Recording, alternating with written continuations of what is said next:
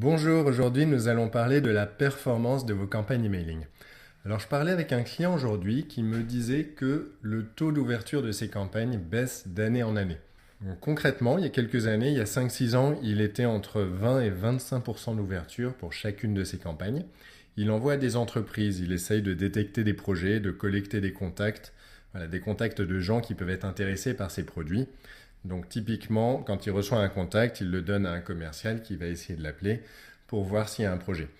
Donc il y a 5-6 ans, il avait 20-25% d'ouverture et maintenant, quand il regarde, il est entre 12 et 15%. Pourtant, il n'a absolument rien changé. Il collecte les contacts toujours de la même façon, donc via les réseaux sociaux, via de la publicité payante, AdWords, Facebook, également via d'autres canaux, via des partenaires.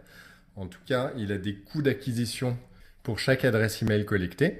Ensuite, il envoie des emails à chacune de ces adresses collectées. Et forcément, si son taux d'ouverture baisse, il y a de moins en moins de clics et de moins en moins de contacts à la fin. Donc en gros, un projet détecté, un contact détecté va lui coûter d'année en année quelques pourcents plus cher jusqu'à atteindre des taux qui sont de moins en moins acceptables. En gros, ça lui fait baisser son retour sur investissement de l'ensemble de son marketing. Alors, le problème, on le connaît. Tout simplement, les gens sont de plus en plus sollicités. Le volume d'informations a explosé. Les gens reçoivent de plus en plus de mails. Quand vous recevez 40 mails par jour, alors qu'il y a 5 ou 6 ans, vous en receviez 20, forcément, vous allez faire un tri. Vous allez sélectionner quel message vous allez ouvrir. Donc, l'enjeu, ça va être de se différencier ou tout simplement d'être plus visible auprès des destinataires, auprès des gens à qui vous envoyez des messages. Alors il y a différentes pistes pour ça, je vais vous en citer quelques-unes aujourd'hui et puis on rentrera dans le détail de certaines dans des prochains épisodes. Donc une des premières techniques, c'est déjà d'optimiser l'objet et le nom de l'expéditeur. Il faut savoir que quand un internaute reçoit un message, reçoit un email, il va décider entre 3 et 4 secondes, il va mettre entre 3 et 4 secondes pour décider s'il va ouvrir votre message ou pas. Donc pour ça, il y a deux facteurs qui rentrent en jeu. Il y a l'objet et il y a le nom de l'expéditeur. Le nom de l'expéditeur, tout simplement, ça c'est simple à comprendre. S'il vous connaît, s'il sait qui lui envoie, il va être plus enclin à ouvrir le message. Voilà, si c'est un nom personnel et non un nom de société qu'il ne connaît pas, il va être également plus enclin à ouvrir le message. Donc là-dessus, on peut faire des tests. Et le deuxième facteur, c'est l'objet. Une simple variation dans l'objet, un changement d'objet, un travail sur l'objet peut faire varier le taux d'ouverture de quelques pourcents. Voilà, donc ça, il faut le savoir, il faut faire des tests. Il y a un outil pour ça s'appelle l'A/B testing. Donc concrètement, il y a des plateformes emailing qui le font. Concrètement, vous créez une campagne, vous mettez différentes versions d'objets, différents objets différents. Et la plateforme emailing va envoyer un premier objet à quelques adresses, le second objet à quelques autres adresses. Voilà, et ainsi de suite. Et au bout de quelques jours, au bout de 2 ou 3 jours en général, il va déterminer quelle est la meilleure version de l'objet. Il va envoyer la meilleure version de l'objet à l'ensemble des destinataires.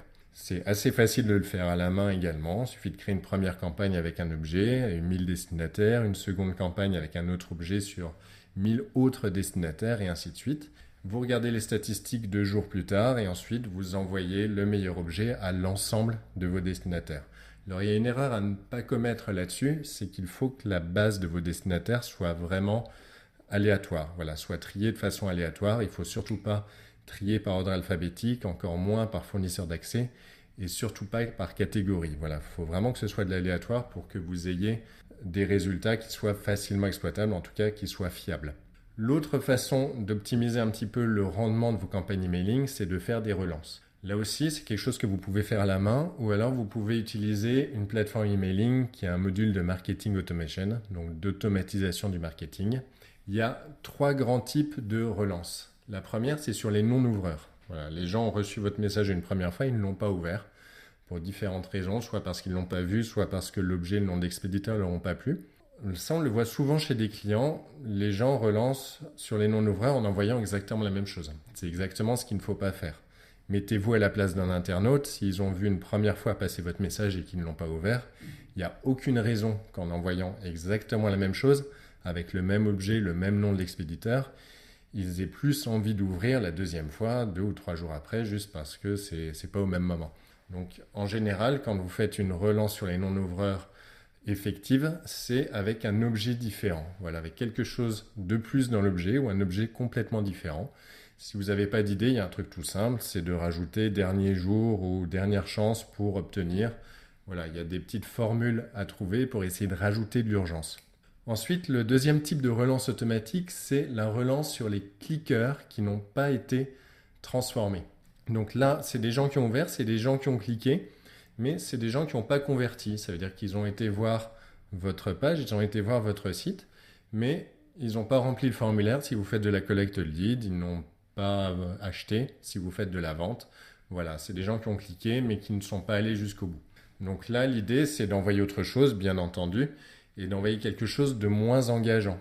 Voilà, si vous proposiez un formulaire, il faut essayer de proposer un cadeau, plutôt du contenu qu'une offre. Ça peut être un webinar, une inscription à un webinar, ça peut être un livre blanc, un PDF, une liste d'actions, ça peut être une formation gratuite, voilà, quelque chose qui va moins les engager et qui va leur proposer du contenu à valeur ajoutée. Donc forcément, la transformation va être plus longue, la conversion va être plus longue, mais en tout cas, ça peut vous récupérer une bonne partie de vos ouvreurs qui n'ont pas été jusqu'au bout. Et enfin, la dernière type de relance automatique ou manuelle, si vous le faites à la main, c'est la relance des gens qui ont ouvert et qui n'ont pas cliqué. Donc là, c'est des gens qui ont reçu votre premier message, qui l'ont ouvert, mais qui n'ont pas cliqué. Voilà, ça ne les a pas convaincus. Donc là, exactement de la même façon, on va envoyer une offre différente. On va envoyer quelque chose peut-être de plus simple, de moins engageant. On va les rediriger vers du contenu à valeur ajoutée. Donc de la même façon que les cliqueurs qui n'ont pas transformé, on va essayer de les envoyer vers un contenu gratuit ou vers du contenu qui peut être utile pour leur activité. Enfin, la troisième grande piste pour essayer de regagner du rendement lorsque vous envoyez des campagnes emailing, c'est ce qu'on appelle le retargeting. Donc concrètement, ça permet de relancer, de recibler les gens qui ont vu vos offres, qui ont ouvert, qui ont cliqué, mais qui n'ont pas été plus loin. Donc il y a différents moyens de faire du retargeting. Il y a du display, ce qu'on appelle du display, c'est de l'affichage sur des sites internet. Donc le retargeting sur les sites internet, ça normalement vous y êtes confronté assez souvent. Je pense que si vous avez déjà tous vu que si vous cherchez quelque chose sur un site e-commerce, par exemple je cherche une machine à laver chez Darty, pendant un mois ensuite, je vais voir des machines à laver partout. Voilà, je peux surfer n'importe où sur internet, je vais voir des machines à laver partout.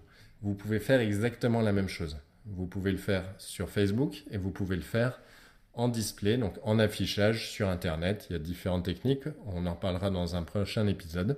Mais concrètement, vous pouvez vous payer une campagne de pub qui est digne d'une multinationale, mais d'un coût tout à fait abordable, tout simplement parce que vous allez la limiter à quelques personnes, voilà, juste aux gens qui ont déjà vu vos offres. La transformation de ces campagnes de retargeting en général est assez énorme parce que les gens ont été intéressés par vos offres, ils ont eu un premier contact avec vos offres et ensuite ils vous voient partout. En général, ça peut avoir un impact assez positif sur la conversion derrière. Donc pour mettre en place ces trois techniques, vous pouvez le faire de deux manières. Vous pouvez le faire manuellement, assez simplement. Voilà, ça demande un petit peu de travail, mais ça peut se faire très simplement, voilà, en y passant un tout petit peu de temps. Ça peut vous faire gagner vraiment quelques pourcents pour vous faire regagner le rendement que vous aviez il y a quelques années lorsque vous envoyez des campagnes emailing. L'autre solution, c'est d'utiliser une plateforme emailing qui intègre ces modules en natif, qui intègre un module de remarketing ou de retargeting qui permet d'inclure le retargeting directement dans la plateforme emailing, en tout cas de le simplifier, qui inclut un module de relance automatique pour pas que vous ayez à relancer manuellement chaque campagne, parce que manuellement, en gros, il faut faire une relance pour les non-ouvreurs, une relance pour les non-cliqueurs, une relance pour les cliqueurs qui n'ont pas transformé. Ça peut prendre du temps. Si vous pouvez l'automatiser, ça peut vous faire gagner un temps fou. Rien ne vous empêche sinon de commencer à la main pour voir si ça marche pour vous. En tout cas, je vous invite à essayer notre plateforme emailing. Je vous ai mis le lien dans la description de ce podcast. Et je vous dis à bientôt dans un prochain épisode.